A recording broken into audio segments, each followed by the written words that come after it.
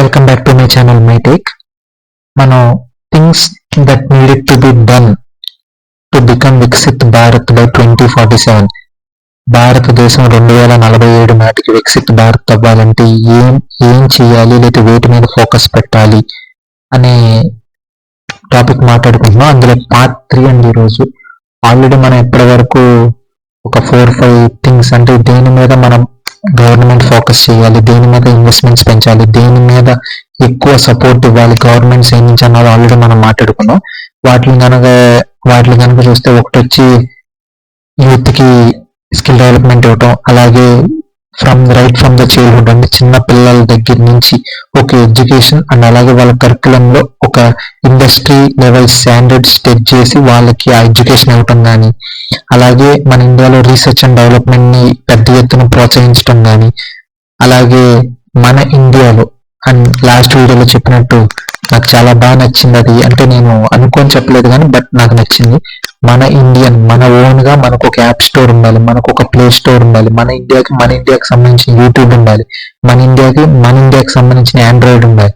అది అవ్వాలంటే మనం స్టార్ట్అప్స్ ని ఎంకరేజ్ చేయాలి, స్టార్ట్అప్స్ ఫండింగ్ ని ఈజీ చేయాలి, అండ్ అలాగే వాళ్ళకి కావాల్సిన పర్మిషన్స్ కానీ, లేదా వాళ్ళకి కావాల్సిన ఇంకేదైనా సమ్ అదర్ రెగ్యులేటరీ అప్రూవల్స్ కానీ ఇవన్నీ మనం త్వరితగతిన గవర్నమెంట్ సైడ్ నుంచి ఇవ్వగలిగితే మన ఇండియా కన్ఫర్మ్ గా ముందుకెళ్ళేదానికి ఆప్షన్ ఉంది. అండ్ దానికి సంబంధించి బడ్జెట్ ప్రొవిజన్స్ కూడా పెట్టాలని ఆశిస్తాను.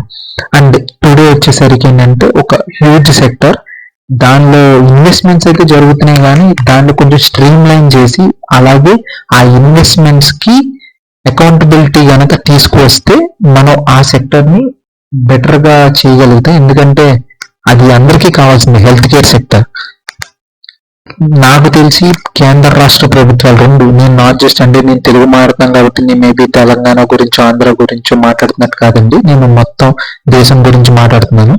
ఇప్పుడు మన హెల్త్ కేర్ ఓపెన్ గా, అంటే ఇప్పుడు నేను దీని గురించి చెప్పే ముందు ఒక ఫ్యూ సెకండ్స్ నేను వేరే దాని గురించి చెప్తాను. ఒక నార్మల్ న్యూస్ గురించి. 2010 ఆర్ 12 నాకు కరెక్ట్ గుర్తులేదండి. అప్పుడు ఒక ఆపరేషన్ కి మేబీ బైపాస్ అనుకుంటా, నాకు ఐడియా లేదు, బట్ ఏదైనా ఒక పర్టికులర్ ఆపరేషన్ కు ఒక 50,000 అవుతుందని అనుకోండి. అది ఇప్పుడు 2020 ఆర్ 24 వచ్చేసరికి అదే 1.5 lakhs, 1 lakh, 2 lakhs అయింది.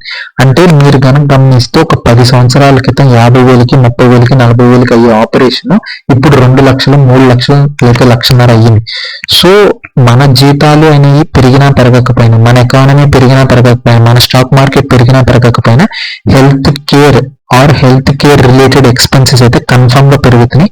అండ్ పేదవాడైనా, మిడిల్ క్లాస్ అయినా, ఉన్నవాడైనా సరే కన్ఫర్మ్ గా హెల్త్ కేర్ లో మటుకి నాకు తెలిసి గవర్నమెంట్ సైడ్ నుంచి పేద ధనిక వర్ణ భేదాలు ఏమీ లేకుండా అందరికి free affordable and quality health గనక ప్రొవైడ్ చేయగలిగితే మన ఇండియా, ఎందుకంటే ఎవరైనా కష్టపడాలన్నా, లేకపోతే వర్క్ చేయాలన్నా, లేకపోతే ఇంకేమైనా సమ్ అదర్ ఇన్వెన్షన్స్ చేయాలన్నా వాళ్ళకి ఫస్ట్ వాళ్ళ ఆరోగ్యం బాగుండాలి. సో మనం హెల్త్ కేర్ సెక్టర్ లో ఖర్చు అయితే బాగా పెడుతున్నారు సంవత్సరానికి కేంద్ర రాష్ట్ర ప్రభుత్వాలు. మనం కేంద్రం కనుక చూస్తే 1,00,000 కోట్లు, 1,50,000 కోట్లు, మన రాష్ట్ర ప్రభుత్వాలు కనుక చూస్తే 25,000 కోట్లు, 20,000 కోట్లు, 18,000 కోట్లు అని చెప్పని మనకి నెంబర్స్ అయితే చూపిస్తారు. బట్ దాని వల్ల ఏం మార్పు వచ్చింది? ఒక పూర్ పీపుల్ కానీ, లేకపోతే ఒక మిడిల్ క్లాస్ పర్సన్ కానీ ధైర్యం చేసి గవర్నమెంట్ హాస్పిటల్కి వెళ్ళగలడా, లేకపోతే గవర్నమెంట్స్ ఇచ్చే మెడిసిన్స్ తీసుకోగలడా? సో ఈ ఏరియాలో కన్ఫర్మ్ గా బడ్జెట్ ప్రొవిజన్ అయితే ఉంది, బడ్జెట్ ఇస్తున్నారు, బడ్జెట్ ఖర్చు పెడుతున్నారు, కానీ దానిలో అకౌంటబిలిటీ లేదు, క్వాలిటీ లేదు. సో ఇప్పటి నుంచి అయినా సరే గవర్నమెంట్ దీని మీద ఒక టాస్క్ ఫోర్స్ కానీ, లేదా ఒక హై లెవెల్ కమిటీ కానీ వేసి మన పబ్లిక్ హెల్త్ కేర్ మళ్ళీ గాలిలో పెడితే తప్ప మనం నిజంగా వికసిత భారత్ సాధించలేము. అండ్ అలాగే కమింగ్ టు నెక్స్ట్ పాయింట్ ఏంటంటే లాజిస్టిక్స్ అండి. అండ్ దీని గురించి కూడా మనం మాట్లాడుకోవాలంటే మళ్ళీ మనం ఒక రిపోర్ట్ కానీ ఇది కానీ చూడాలి. బట్ నేను ఆ రిపోర్ట్లో ఏమి ఇప్పుడు చూపించాలనుకోవట్లేదు, జస్ట్ నార్మల్ చెప్తానేనండి. ఏమంటే మీరు ఏదన్నా ఒక అగ్రికల్చర్, ఒక మ్యాంగోస్ కానీ, లేకపోతే రైస్ కానీ, ఇది ఏదన్నా మీరు మీ పొలంలో పండించారు. నేను అది మేబీ హైదరాబాద్ లోనో ఒక ముంబైలోనో ఇంకొకరి దగ్గర నేను తీసుకెళ్లి దాన్ని అమ్మాలి, లేకపోతే వాడి దగ్గరికి వెళ్తే వాడు లాస్ట్ కన్జ్యూమర్ లేదా లాస్ట్ మైల్ పర్సన్, కన్జ్యూమ్ చేసే పర్సన్. అంటే ఫార్మ్ టు ప్లేట్ అంటే మీరు పొలం దగ్గర నుంచి తినేవాడు కంచం వరకు వెళ్ళేదానికి మనం వివిధ రకాలైన ట్రాన్స్పోర్ట్ సర్వీసెస్ వాడాల్సి వస్తుంది. కొన్నిసార్లు రైల్వే వాడాల్సి వస్తుంది, కొన్నిసార్లు రోడ్స్ వాడాల్సి వస్తుంది, కొన్నిసార్లు షిప్స్ వాడాల్సి వస్తుంది.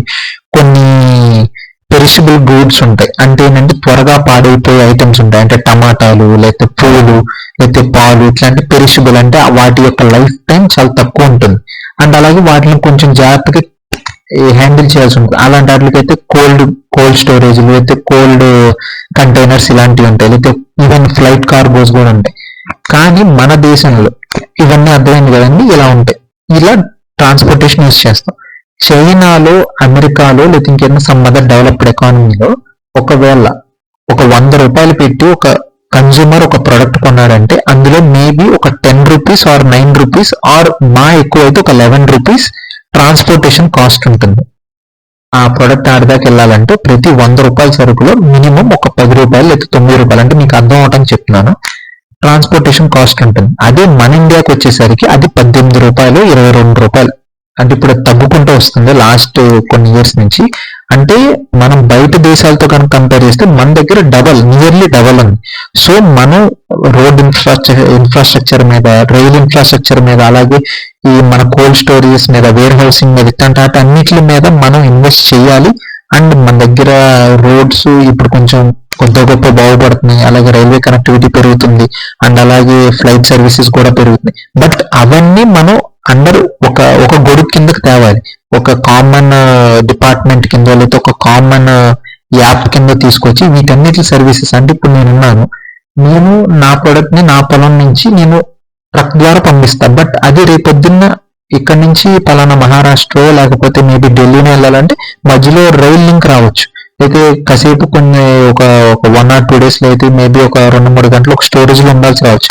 అవన్నీ స్ట్రీమ్ లైన్ అయిపోయి ఆటోమేటిక్ గా ఒక అంబరెల్లా కిందకి వచ్చేసి మొత్తం అంతా ఒక గొడుగు కింద ఈ ఆపరేషన్స్ అన్ని స్ట్రీమ్ లైన్ గా అవ్వగలిగితే, అంటే ఆ కనెక్టివిటీని కనుక మనం పెంచగలిగితే, ఇంటర్ కనెక్టివిటీ రోడ్ ట్రాన్స్పోర్ట్ కి, రైల్ ట్రాన్స్పోర్ట్ కి, ఎయిర్ ట్రాన్స్పోర్ట్ కి, కార్గోస్ కి, వాటర్ వేస్ కి, కన్ఫర్మ్ గా మన ఇండియా ఏదైతే మనం మ్యానుఫ్యాక్చరింగ్ ఇప్పుడు గ్లోబల్ పవర్ హౌస్ అవుదాం అనుకుంటున్నాం అది కన్ఫర్మ్ గా రీచ్ అవ్వగలుగుతాం. అది రీచ్ అవ్వాలంటే ఫస్ట్ లాజిస్టిక్స్, అంటే మనం ఇన్ఫ్రాస్ట్రక్చర్ మీద మనం మెయిన్ ఫోకస్ పెట్టాలి.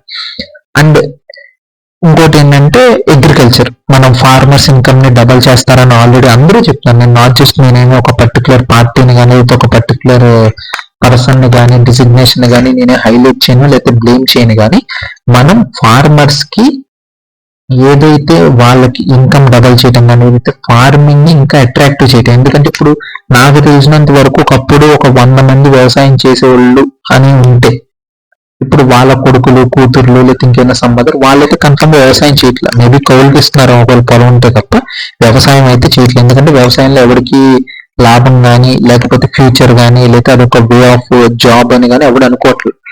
సో మన గవర్నమెంట్